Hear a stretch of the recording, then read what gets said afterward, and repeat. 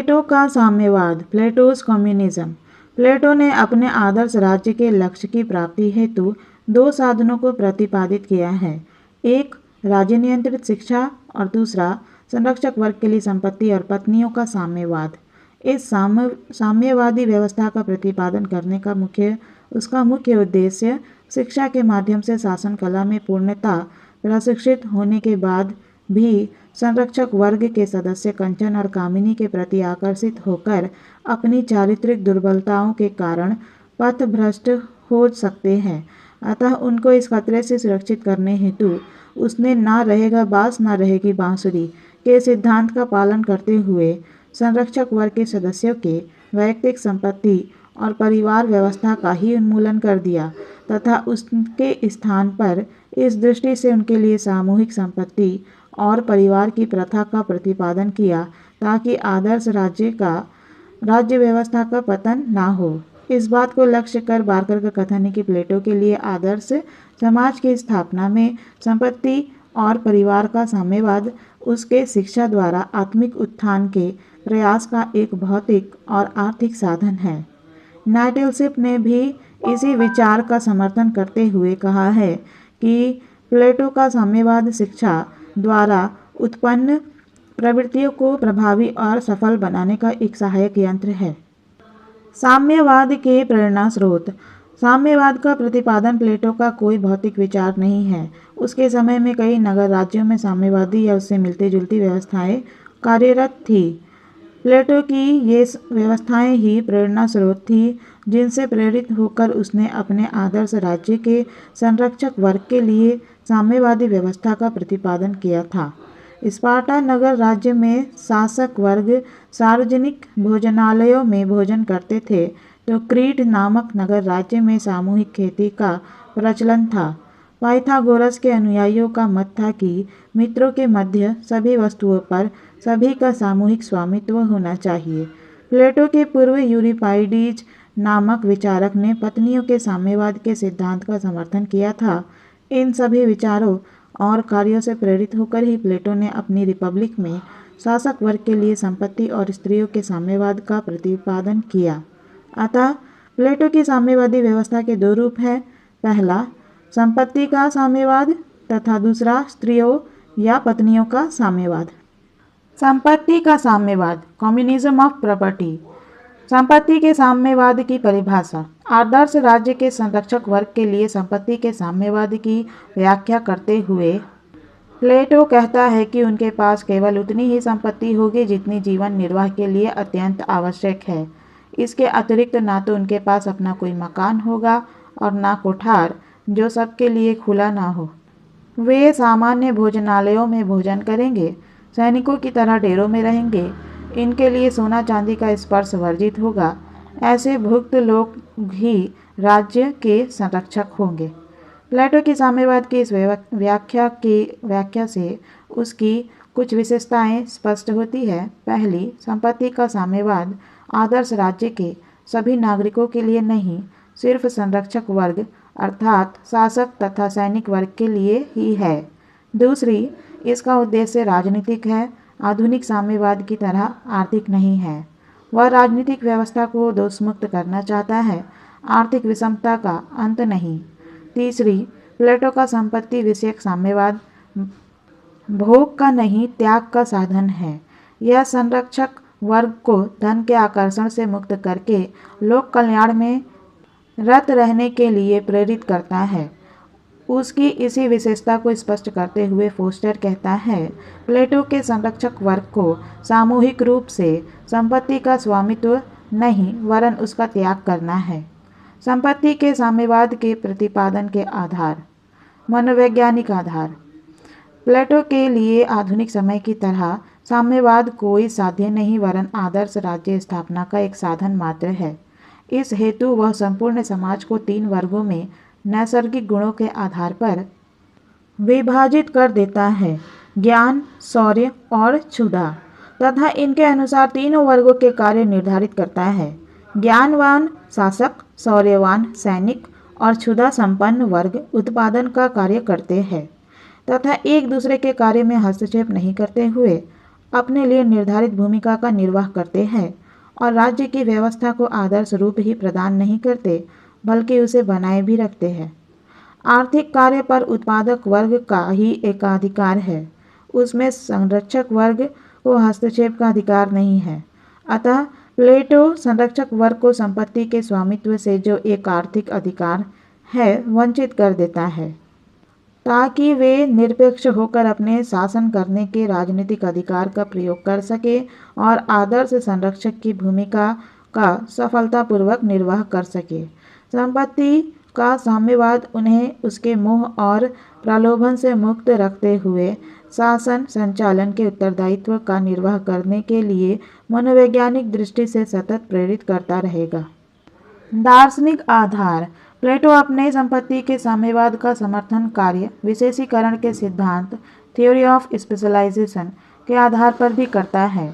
इसके अनुसार जिन लोगों को आदर्श राज्य में संरक्षक वर्ग या शासन का कार्य करना है उन्हें सांसारिक मोह माया से मुक्त होकर इस कार्य का निर्वाह करना चाहिए।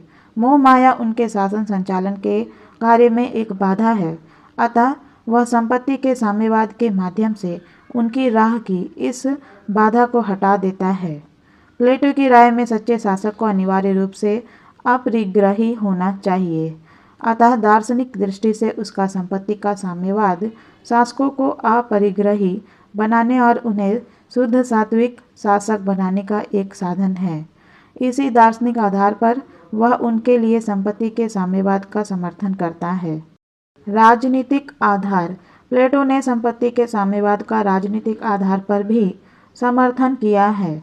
उसकी यह स्पष्ट मान्यता थी कि यदि राजनीतिक और आर्थिक शक्ति या सत्ता का एक ही जगह केंद्रीकरण हो गया तो आदर्श राज्य के लिए उसके भयंकर परिणाम होंगे और वे उसके पतन के मार्ग को प्रशस्त कर देंगे। अतः उसने उन दोनों का पृथक्करण कर दिया। जिनके हाथों में राजनीतिक सत्ता है उनके पास आर्थिक सत्ता, और जिनके पास आर्थिक सत्ता है उनके पास राजनीतिक सत्ता नहीं केंद्रित हो, ऐसी संपत्ति के साम्यवाद के माध्यम से अपने आदर्श राज्य में व्यवस्था कर दी। उसकी मान्यता थी कि ऐसा करके ही एक आदर्श राज्य को राजनीतिक और आर्थिक भ्रष्टाचार से मुक्त रखा जा सकता है और उसके आदर्श रूप को बनाए रखा जा सकता है। व्यवहारिक आधार। प्लेटो को यह भय था कि यदि राजनीतिक और आर्थिक सत्ता का एक ही स्थान पर केंद्रीकरण हो गया तो उसका अंततः परिणाम शासकीय पदों पर नियुक्ति गुणों के आधार पर होने के स्थान पर संपत्ति के आधार पर होने लगेगी और इस तरह ज्ञान की संप्रभुता के सिद्धांत के आधार पर स्थापित आदर्श राज्य की स्थापना का वह उद्देश्य ही नष्ट हो जाएगा जिसके आधार पर उसकी स्थापना की गई थी। अतः उसने शासकों के लिए व्यक्तिगत संपत्ति का उन्मूलन ही उचित समझा, ताकि सद्गुण के स्थान पर संपत्ति कभी भी शासकीय पदों पर नियुक्ति का आधार ना बन सके। प्लेटो की इस मान्यता की ओर संकेत करते हुए सेबाइन का कथन है कि प्लेटो की यह दृढ़ मान्यता थी कि शासन पर धन का बहुत बुरा प्रभाव पड़ता है, अतः इस बुराई को दूर करने का प्लेटो को यही उपाय दृष्टिगत हुआ कि जहाँ तक शासकों और सैनिकों का प्रश्न है उनके लिए धन का ही अंत कर दिया जाए। संपत्ति के साम्यवाद की आलोचना। प्लेटो द्वारा प्रतिपादित संपत्ति के साम्यवाद की सबसे कटु आलोचना उसके ही शिष्य अरस्तु द्वारा की गई है। अरस्तु द्वारा की गई आलोचना के आधार इस प्रकार है। मनुष्य की मौलिक प्रवृत्ति की अवहेलना। इस दृष्टि से अरस्तु का कथन है कि संपत्ति के स्वामित्व की इच्छा प्रत्येक मनुष्य की एक मौलिक प्रवृत्ति है, लेकिन प्लेटो का संपत्ति का साम्यवाद इसकी अवहेलना करता है। संपत्ति से मनुष्य में एक आनंद भाव और आत्मविश्वास पैदा होता है। वह इसमें अपने जीवन की सार्थकता और सुरक्षा का अनुभव करता है। प्लेटो संपत्ति का साम्यवाद प्रतिपादित कर व्यक्ति से यह आनंद और आत्मविश्वास का भाव छीन लेता है। फलतः उसका जीवन उमंग और उत्साह से विहीन हो जाता है। ऐसे मनुष्य से इस बात की अपेक्षा नहीं की जा सकती कि वह व्यक्ति और समाज के जीवन को संपन्न और सुखी बनाएगा। ऐसे मनुष्य के जीवन की उदासीनता एक प्रमुख लक्षण होगी। वैयक्तिक संपत्ति का उन्मूलन सामाजिक संघर्ष को जन्म देगा। अरस्तु का कथन है कि वैयक्तिक संपत्ति स्वामित्व के कारण उसके उपभोग का क्षेत्र स्पष्ट रूप से निर्धारित होता है, लेकिन सामूहिक स्वामित्व से यह अस्पष्ट हो जाता है। संपत्ति के उपभोग का क्षेत्र निर्धारित होने से समाज में तनाव की स्थिति नहीं बनती, लेकिन संपत्ति के उपभोग का क्षेत्र निर्धारित नहीं होने से समाज में तनाव और संघर्ष की उत्पत्ति की निरंतर संभावना बनी रहती है। फलतः समाज अशांत और अस्थिर हो सकता है। परोपकार की भावना नष्ट हो जाती है। वैयक्तिक संपत्ति मनुष्य में परोपकार की भावना को जन्म देती है।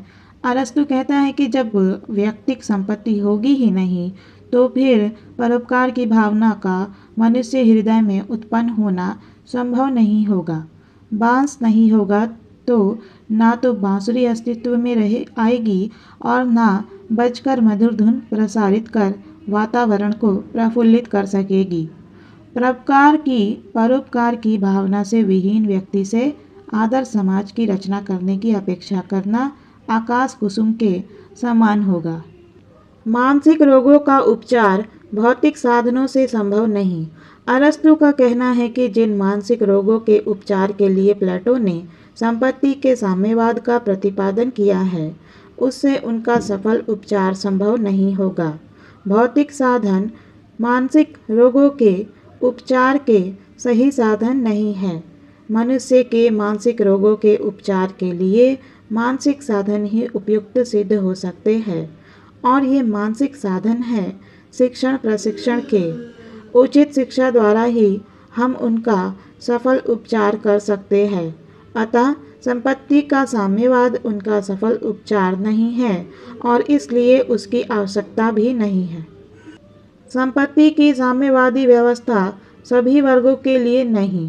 प्लेटो समाज के सभी वर्गों के लिए संपत्ति के साम्यवाद की व्यवस्था नहीं करता है। वह बहुसंख्यक उत्पादक वर्ग को इससे मुक्त रखता है।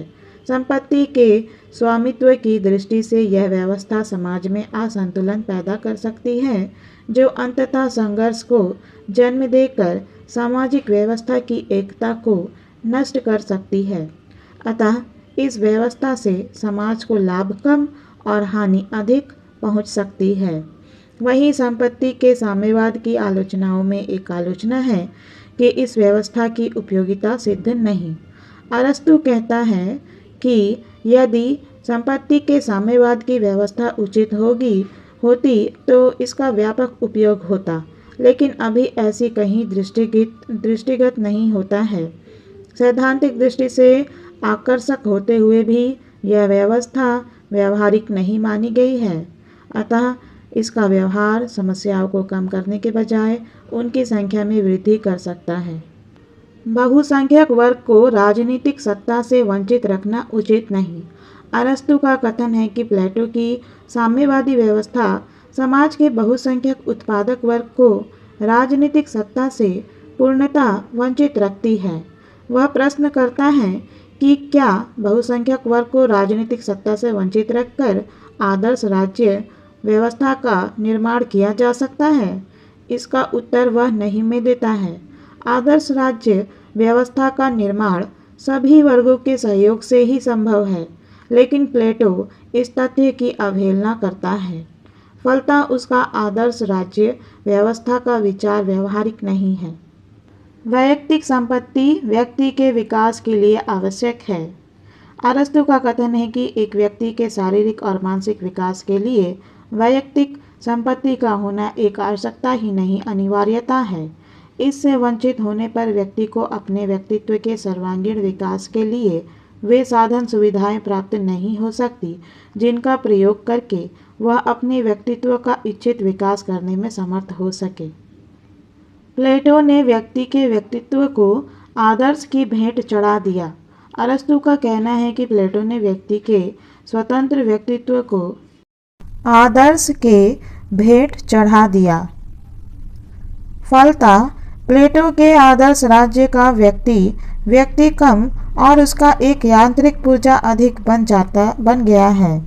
उसे जीवन भर वही कार्य करते रहना है जो उसे उसके नैसर्गिक गुण के अनुसार प्रारंभ में सौंप दिया गया है। इस कारण उसका स्वतंत्र विकास अवरुद्ध हो जाता है और उसका जीवन नीरस और आकर्षणहीन बन जाता है। प्लेटो ने राज्य की एकता के लिए विविधता का गला घोंट दिया है। उसके आदर्श राज्य में व्यक्ति एक आदर्श नहीं वरन एक नीरस जीवन जीने के लिए अभिशप्त है।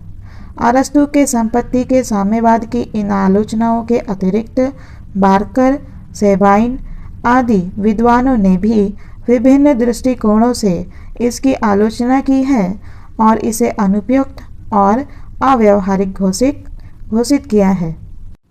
पत्नियों का साम्यवाद, कम्युनिज्म ऑफ वाइफ्स, प्लेटो के साम्यवाद का दूसरा रूप पत्नियों का साम्यवाद है।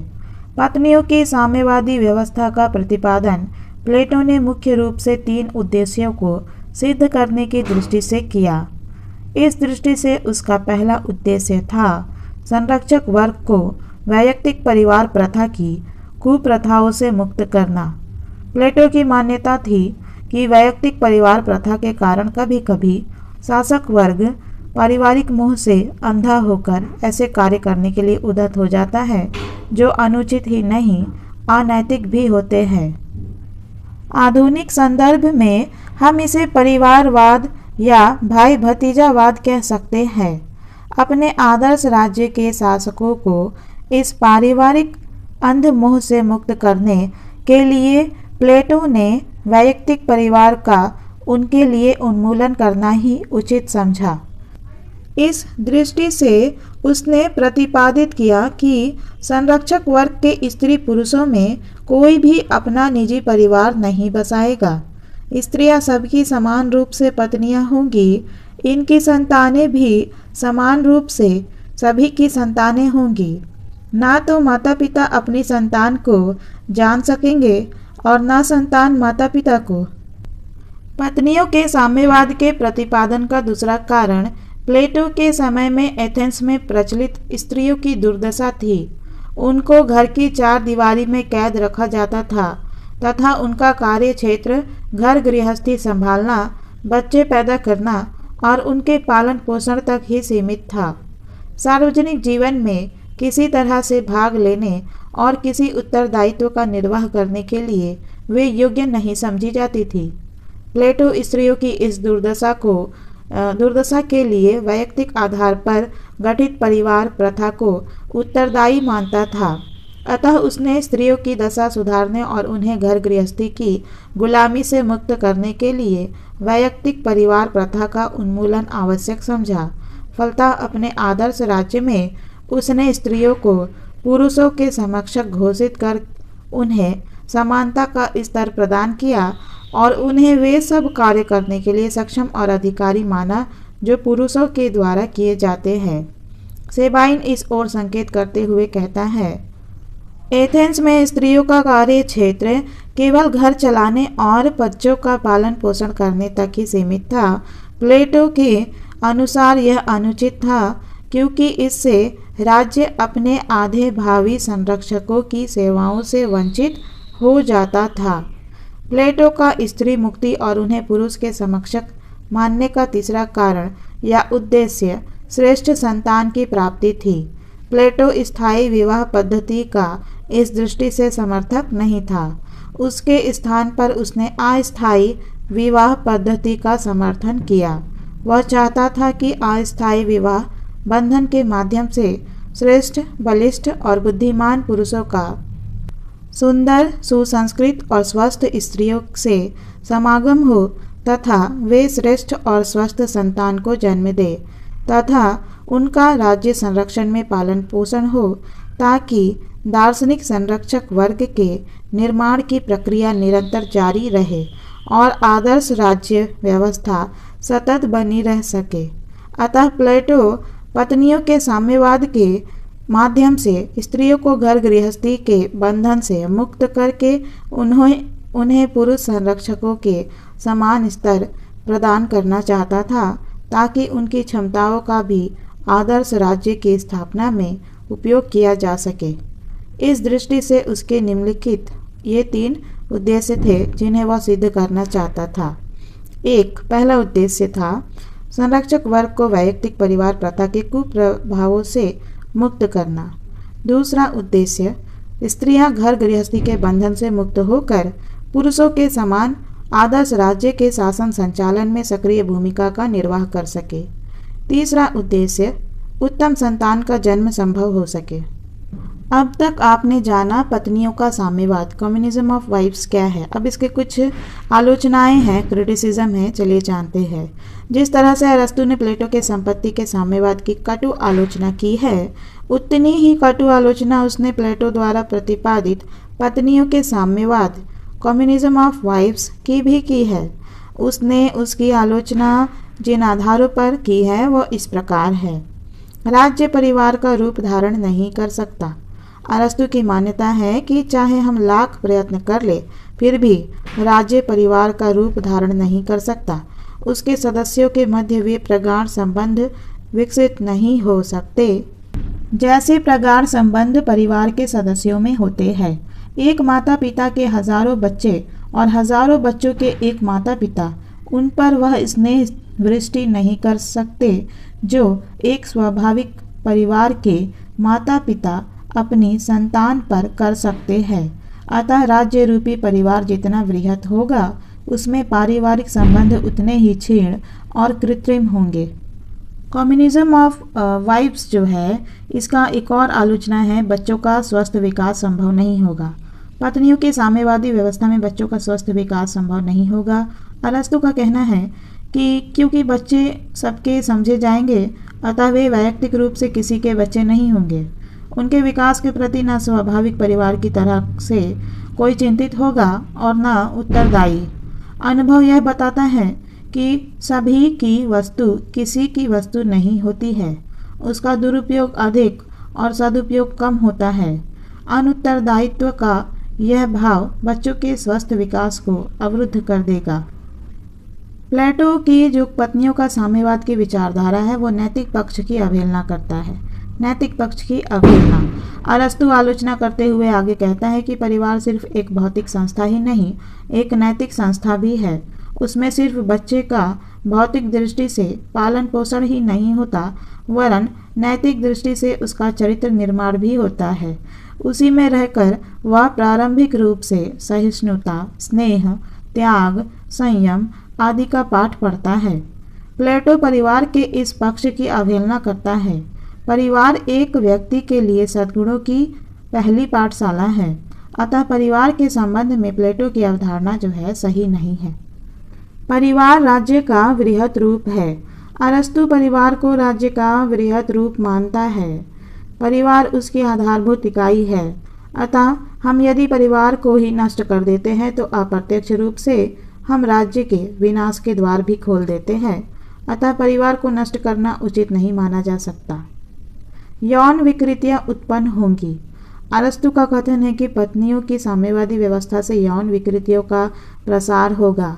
सुंदर स्त्रियों और बलिष्ठ पुरुषों को लेकर समाज में कलहपूर्ण वातावरण बराबर बना रहेगा। यही नहीं, यौन संबंधों की दृष्टि से भी ऐसे लोगों के मध्य यौन संबंध स्थापित हो जाएंगे जिनके मध्य यौन संबंध वर्जित है, क्योंकि व्यवहारिक दृष्टि से यह पता लगाना बड़ा कठिन होगा कि कौन किसका पिता है और कौन किसकी माता है। पिता और पुत्री, माता और पुत्र, भाई और बहन और इसी तरह से अन्य निकट संबंधियों में यौन संबंध स्थापित होने की पूरी संभावना उत्पन्न हो जाएगी, जो नैतिक दृष्टि से ही नहीं स्वास्थ्य की दृष्टि से भी उचित नहीं मानी जा सकती। आनुवांशिकी का प्रभाव स्पष्ट दृष्टिगोचर होगा। अरस्तु कहता है कि प्लेटो संरक्षकों को निस्वार्थी और संकीर्ण पारिवारिक भावनाओं से मुक्त रखने के लिए बेटे बेटियों से उनके माता पिता को गुप्त रखे जाने का समर्थन करता है, लेकिन ऐसा पूर्णतः होना संभव नहीं है, क्योंकि आनुवांशिकी का प्रभाव उसकी इस व्यवस्था को चौपट कर सकता है। अधिकांशतः यह देखा गया है कि रूप, रंग, हाव भाव में माता पिता का उनकी संतानों पर प्रभाव स्पष्ट दृष्टिगोचर होता है और उसे देखकर तुरंत यह पता लगाया जा सकता है कि कौन लड़का या लड़की किसका पुत्र या पुत्री है। प्लेटो के पास इस समस्या का कोई सफल समाधान नहीं है। दैहिक मिलन पूर्ण संतुष्टि का पर्याय नहीं। प्लेटो स्थायी विवाह का विरोधी है तथा उत्तम संतान प्राप्त करने के लिए अस्थायी विवाह संबंधों की वकालत करता है। मनुष्य और पशु में मौलिक अंतर है। पशु ऋतु आने पर संतान उत्पत्ति के लिए दैहिक मिलन से संतुष्ट हो जाते हैं, लेकिन मनुष्य एक भावना प्रधान प्राणी है। वह दैहिक मिलन के साथ अपने भाव पक्ष की भी संतुष्टि चाहता है। उसका प्रेम व्यापार सिर्फ देह तक सीमित नहीं है। संभोग इसके लिए दैहिक के साथ साथ मानसिक क्रिया भी है। प्लेटो मनुष्य के भाव पक्ष की अवहेलना कर उसे पशु स्तर पर ले आता है और मनुष्य जीवन और प्रेम का लक्ष्य सिर्फ संतान उत्पत्ति तक सीमित कर देता है। यह मनुष्य के चरित्र को समझने की दृष्टि से उसकी एक बुनियादी भूल है। मनुष्य और पशु में अंतर को इस दृष्टि से प्लेटो समझने में असमर्थ रहा और सिर्फ संतान उत्पत्ति के लक्ष्य को प्राप्त करने के लिए अपने आदर्श राज्य में वह स्त्री पुरुष के मध्य अस्थायी विवाह पद्धति का समर्थन कर बैठा। स्त्री पुरुष के मध्य सिर्फ दैहिक संबंध ही मुख्य नहीं है। उनका मिलन दो शरीरों का नहीं, दो आत्माओं का मिलन होता है, जो क्षणिक आनंद के लिए कुछ समय के लिए नहीं बल्कि ताउम्र संग संग रहना तथा साथ साथ जीना और मरना चाहते हैं। स्त्री पुरुष समान होकर भी असमान हैं। अरस्तु कहता है कि प्लेटो का साम्यवाद स्त्रियों को अपने स्वाभाविक कार्य से वंचित कर उन्हें संरक्षक के रूप में पुरुषीय जीवन जीने के लिए बाध्य करने वाला है। औचित्य की दृष्टि से इसे कभी सही नहीं माना जा सकता है। एक स्त्रीयोचित काम करके ही प्रसन्नता का अनुभव कर सकती है। अपने नैसर्गिक चरित्र के विपरीत कार्य करके ना तो वह प्रसन्नता का और ना आत्मसंतुष्टि का अनुभव कर सकती है। लिंग के अतिरिक्त उसमें अन्य भेद भी है जिन्हें देखने समझने में प्लेटो असमर्थ रहा हो उसके संपूर्ण चरित्र को प्रभावित करते हैं। बार्कर ने इस ओर संकेत करते हुए कहा है, स्त्री की प्रकृति में लिंग एक एकाकी तथ्य नहीं जिसमें वह पुरुष से भिन्न है, अपितु वह तो उनके समस्त चरित्र को प्रभावित करता है। इन विभिन्न आधारों पर अरस्तु प्लेटो द्वारा प्रतिपादित पत्नियों के साम्यवाद की व्यवस्था को एक अमानवीय और अव्यावहारिक व्यवस्था घोषित करते हुए उसे किसी भी दृष्टि से उचित नहीं मानता है। आधुनिक साम्यवाद से तुलना, कंपैरिजन विद मॉडर्न कम्युनिज्म। कई विद्वान आधुनिक साम्यवाद के स्रोत प्लेटो के साम्यवाद में खोजते हैं। जासजी उनके मत का समर्थन करते हुए कहता है कि सभी समाजवादी और साम्यवादी विचारधाराओं का स्रोत प्लेटो के दर्शन में विद्यमान है, लेकिन यह मान्यता पूर्णतः सत्य नहीं है। प्लेटो के और आधुनिक साम्यवाद में जहाँ कुछ मौलिक समानताएं हैं वहीं कुछ मौलिक असमानताएं भी है, अतः उनका एक तुलनात्मक अध्ययन हमारे लिए उपयोगी होगा। चलिए जानते हैं तुलनात्मक अध्ययन में कि अभी जो आधुनिक साम्यवाद है प्लेटो के साम्यवाद से किस प्रकार भिन्न है या समान है। पहले हम लोग जानेंगे इसकी समानताएं, सिमिलैरिटीज। राज्य महत्वपूर्ण और व्यक्ति गौण। दोनों विचारधाराएं राज्य और उसके हित को महत्वपूर्ण और उसकी तुलना में व्यक्ति और उसके हित को गौण समझती है। दोनों में राज्य साध्य और व्यक्ति एक साधन है तथा राज्य हित की पूर्ति के लिए व्यक्ति हित का बलिदान करने में किसी तरह का संकोच नहीं करती है। कर्तव्यों पर बल। दोनों ही विचारधाराएं व्यक्ति के अधिकारों के स्थान पर उनके कर्तव्यों पर अधिक जोर देती है। दोनों ही विचारधाराओं में व्यक्ति द्वारा राज्य द्वारा उसके लिए निर्धारित कर्तव्य के निर्वाह को उसका सर्वोच्च गुण माना जाता है। प्लेटो न्याय आधारित राज्य के आदर्श रूप को और साम्यवादी व्यवस्था में उसको बनाए रखने हेतु कर्तव्य निर्वाह व्यक्ति का परम कर्तव्य मानता है। दोनों में व्यक्ति के अधिकार कर्तव्यों के बाद आते हैं तथा वे व्यक्ति के कर्तव्य निर्वाह में निहित है। वैयक्तिक संपत्ति का विरोध। दोनों विचारधाराएं समाज की सारी बुराइयों की जड़ वैयक्तिक संपत्ति को मानती है तथा उसके उन्मूलन में ही समाज का हित मानती है। प्लेटो ने अपने संरक्षक वर्ग को तथा मार्क्स ने समाज के सभी वर्गों को वैयक्तिक संपत्ति के अधिकार से वंचित कर दिया। अधिनायकवादी चरित्र। दोनों ही विचारधाराएं यानी मार्क्स की साम्यवाद और प्लेटो की साम्यवाद अधिनायकवादी चरित्र की है।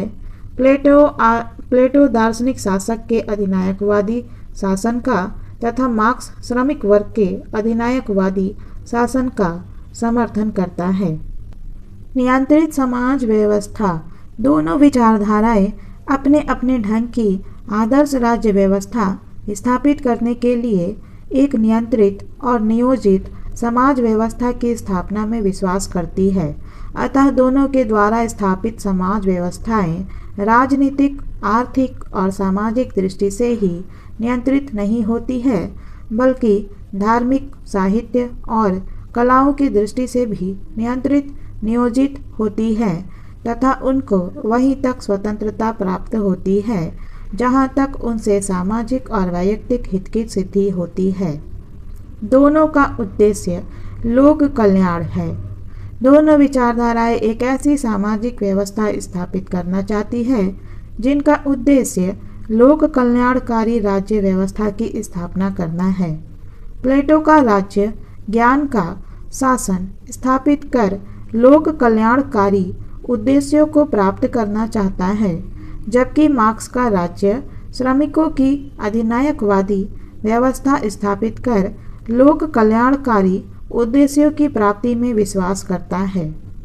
असमानताएं की यदि बात करें, मॉडर्न कम्युनिज्म और प्लेटो का जो कम्युनिज्म है, इन दोनों के बीच में असमानता क्या है, चलिए देखते हैं। दोनों विचारधाराओं में इन समानताओं के होते हुए भी कई मौलिक असमानताएं हैं जो उन्हें चारित्रिक दृष्टि से भिन्न ही नहीं बना देती है, बल्कि एक दूसरे का विपरीत रूप भी प्रदान करती है। इनमें पाई जाने वाली असमानताएं इस प्रकार है। उद्देश्यों की भिन्नता। दोनों विचारधाराओं के उद्देश्यों में जमीन आसमान का अंतर है। प्लेटो का उद्देश्य राजनीतिक है, जबकि मार्क्स का उद्देश्य आर्थिक है। प्लेटो के आदर्श राज्य की प्राप्ति हेतु साम्यवाद एक साधन है, जबकि मार्क्स का साम्यवाद अपने आप में एक आदर्श है। प्लेटो का आदर्श राज्य ज्ञान के शासन का प्रतीक है, जबकि मार्क्स का साम्यवाद एक ऐसी समाज व्यवस्था स्थापित करना चाहता है जो अपने आदर्श रूप में एक राज्य विहीन समाज व्यवस्था है। प्लेटो का साम्यवाद नगर राज्य की सीमाओं से बंधा हुआ है, जबकि मार्क्स का स्वरूप और उद्देश्य मौलिक रूप से अलग अलग है। यह नाम के अतिरिक्त इनमें और कोई मौलिक समानता नहीं है। प्लेटो और मार्क्स के साम्यवाद में पूर्ण अपूर्ण का भी भेद है। प्लेटो का साम्यवाद सिर्फ संरक्षक वर्ग के सदस्यों के लिए है।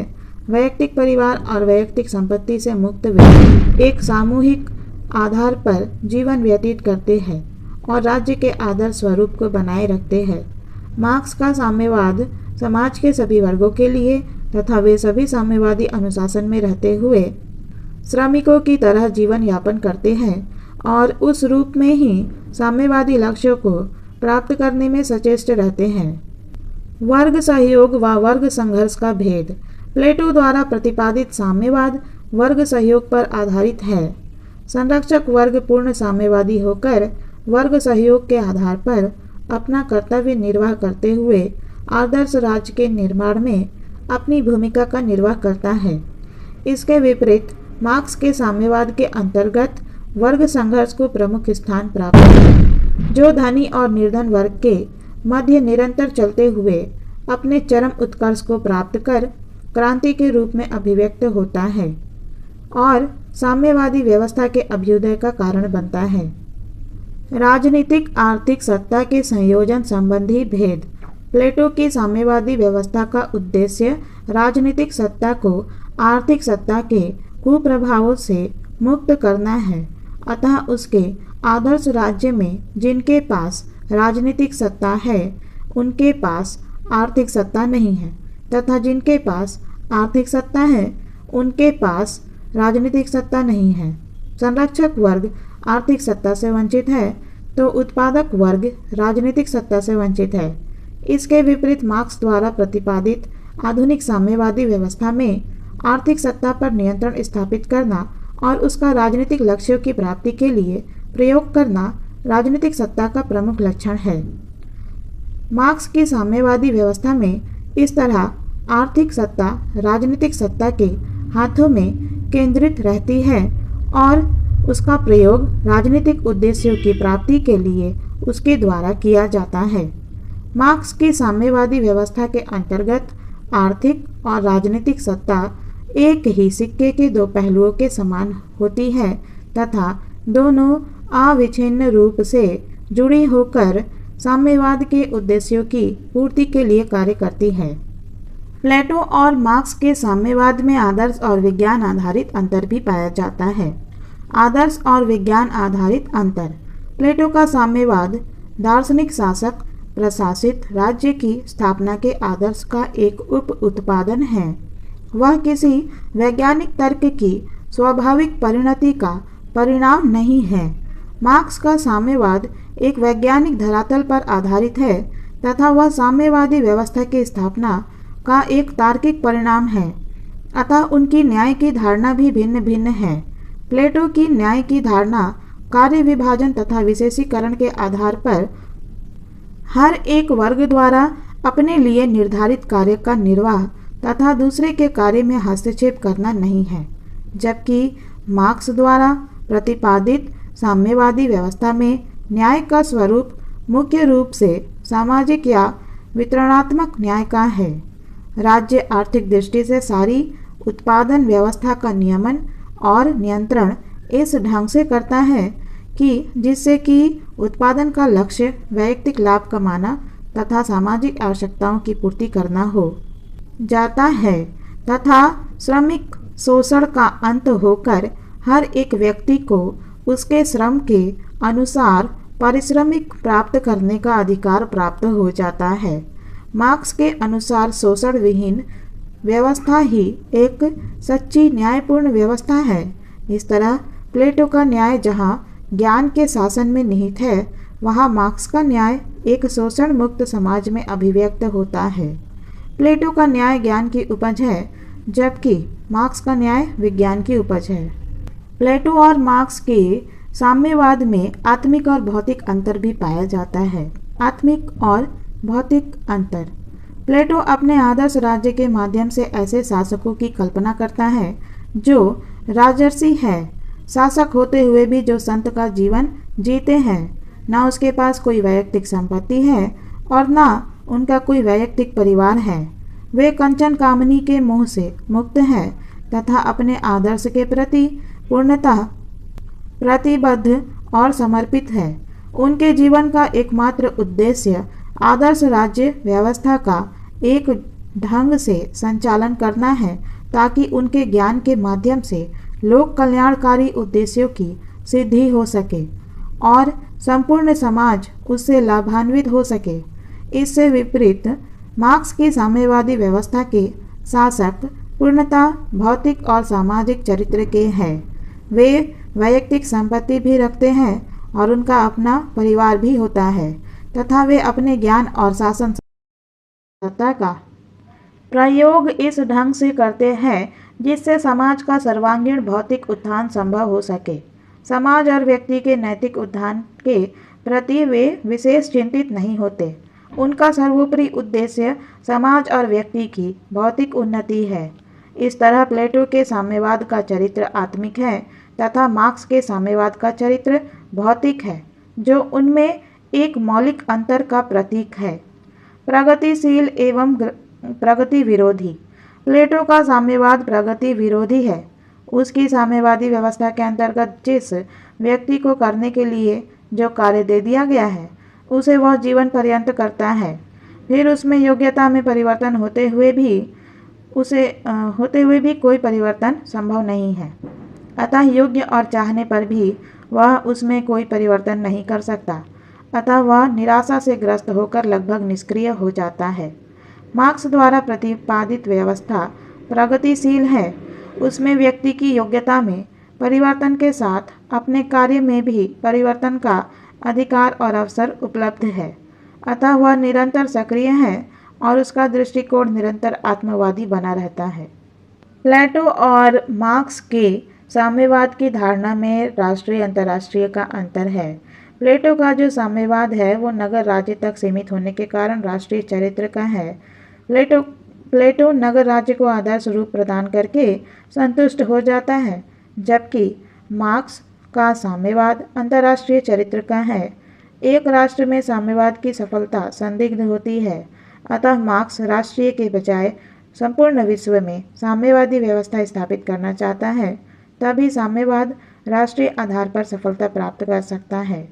अतः उसने किसी देश विदेश के श्रमिकों को संगठित होने का नारा नहीं दिया, वरन विश्व के श्रमिकों को एक होने का नारा दिया। विश्व स्तर पर श्रमिक संघर्ष ही साम्यवाद की सफलता की कुंजी है। दोनों की साम्यवादी व्यवस्था में अंतर। प्लेटो का साम्यवाद जहाँ संपत्ति के साम्यवाद की बात करता है, वहाँ वह पत्नियों के साम्यवाद की भी बात करता है। मार्क्स का साम्यवाद संपत्ति के साम्यवाद का तो समर्थक है, लेकिन उसमें पत्नियों के साम्यवाद जैसी किसी अनैतिक व्यवस्था का प्रतिपादन नहीं है। वह न किसी प्रकार के सामूहिक पत्नीवाद या पतिवाद का प्रतिपादन करता है और न समर्थन। इन दोनों विचारधाराओं में पाई जाने वाली कुछ असमानताएं इतनी अधिक और मौलिक चरित्र की है कि इनमें पाई जाने वाली समानताएं गौण चरित्र की हो जाती है। अतः इसी को लक्ष्य करके टेलर का यह कथन युक्ति युक्त लगता है कि रिपब्लिक में समाजवाद और साम्यवाद के संबंध में बहुत कुछ कहे जाने के बावजूद इस ग्रंथ में न तो समाजवाद पाया जाता है और न साम्यवाद। प्लेटोवादी साम्यवाद की व्यावहारिकता क्या है, चलिए जानते हैं। Practicality of communism of Plato. Plato ने यद्यपि अपनी साम्यवादी व्यवस्था का प्रतिपादन उच्च आदर्शों से प्रेरित होकर किया था, लेकिन वह उन उच्च आदर्शों की उड़ान में मानव स्वभाव के यथार्थ को भूल गया। फलतः वह ऐसी साम्यवादी व्यवस्था का प्रतिपादन कर बैठा जो व्यवहारिक दृष्टि से न तो उपयोगी है और न उचित। वैयक्तिक संपत्ति और वैयक्तिक परिवार मनुष्य स्वभाव और विकास की मूलभूत आवश्यकताएं हैं। इनकी अनुपस्थिति में हम किसी भी प्रकार के विकास की कल्पना नहीं कर सकते। प्लेटो द्वारा प्रतिपादित साम्यवाद की मूल यही त्रुटि है जिसे वह देखने समझने में असफल रहा। फलतः व्यवहारिक दृष्टि से एक ऐसी साम्यवादी व्यवस्था की कल्पना कर बैठा जिसे साकार रूप देना कठिन ही नहीं, असंभव है।